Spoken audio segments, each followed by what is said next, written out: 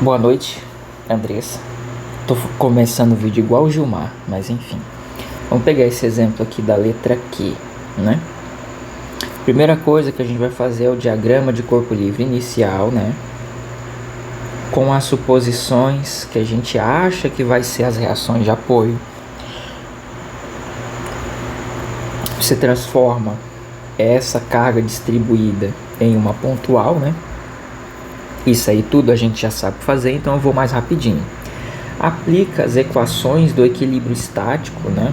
Somatório das forças horizontais, verticais e do momento, né? Como nesse caso tem a rótula, então vai ter uma equaçãozinha a mais aqui, vai ter um momento a mais para a gente considerar. Só lembrando disso, tá? Quando tem a rótula, a gente precisa de uma equação de equilíbrio de momento na rótula, tá? Então achamos as reações de apoio, né? Aqui. Vamos para o diagrama de corpo livre final, tá? Até aqui tudo a gente sabe fazer. Colocamos aqui, a gente voltou, né? Para as cargas distribuídas, né? Colocamos aqui todas as forças e as reações de apoio que achamos, tá bom? Agora vem o conteúdo novo, que são os cortes. Em primeiro lugar, quantos cortes precisam ser, onde eu coloco eles. No geral, você vai fazer um corte a cada uma barra. Então, tem uma barra aqui, ora, corte S1. Tem uma outra barra aqui, ó. Ela vai desse ponto notável até aqui. Então, aqui é uma barra, S2. Mas tem outra barra aqui, ó. Então, S3. Por fim, a última barra da estrutura é essa, S4, tá bom? Ah, mas eu vou pôr mais aqui, eu vou pôr mais ali. Isso daí não importa tanto, tá? Você escolhe aí se você quer mais pra cá, quer mais no meio, quer mais no final. Isso não interessa tanto. O que interessa é que definir um corte numa barra, esse corte vai ter uma distância em relação a algum ponto, né? No corte S1, a gente tem essa distância aqui, x1, até o chão, por assim dizer, né? Tem uma distância daqui para cá. Eu chamei de S1 porque eu não sei quanto é, tá? Então a gente tem que se atentar aqui.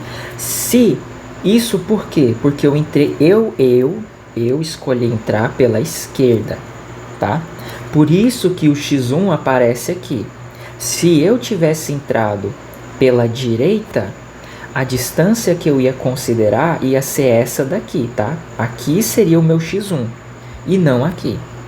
Então isso varia de acordo com o lugar que você entra. Se eu entro por aqui, a distância que me interessa é a distância daqui para cá, que eu vou chamar de x2. Se eu escolho entrar por aqui, a distância que me interessa... Complicado, né? A distância que me interessa é essa daqui, x2.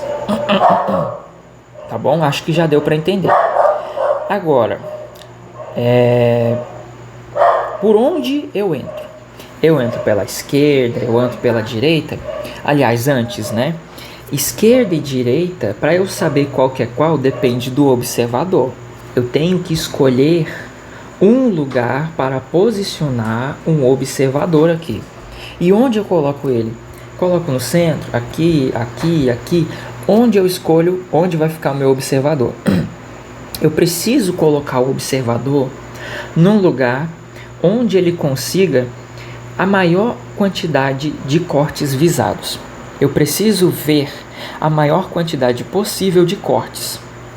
Se todos, maravilha, acabou o problema, né? Eu poderia colocar aqui? Poderia, mas eu só ia ver um corte. Eu poderia colocar ele aqui? Poderia, mas aí eu só ia ver S2 e S3. É melhor eu colocar ele no centro, porque nessa estrutura eu consigo olhar para o S1, para o S2, para o S3 e para o S4. Eu consigo ver todo mundo. Então fica melhor colocar no centro do que ficar enchendo a minha estrutura de observadores, tá? Neste exemplo de baixo, que é a alternativa, o exercício O, aqui, se eu coloco, tem uma barra aqui, outra aqui, outra aqui, outra aqui e outra aqui. Então são 1, 2, 3, 4, 5 barras.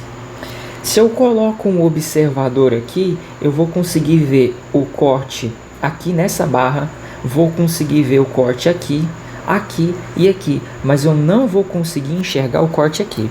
O observador que está aqui não vê esse corte. Então eu preciso de outro observador. Para essa estrutura, eu preciso de 2 observadores, como eu fiz aqui embaixo, tá?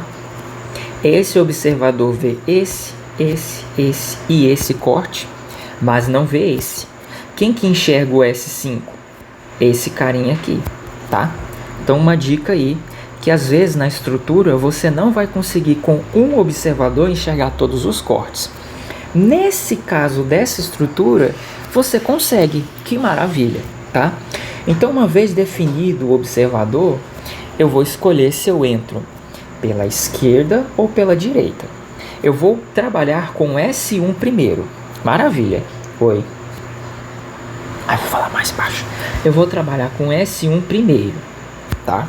S1 é quem? É esse cara aqui. Esse cara é o S1. O observador tá aqui. Tem um lado à esquerda e outro à direita. Como eu escolho com quem eu vou trabalhar? Só um minutinho.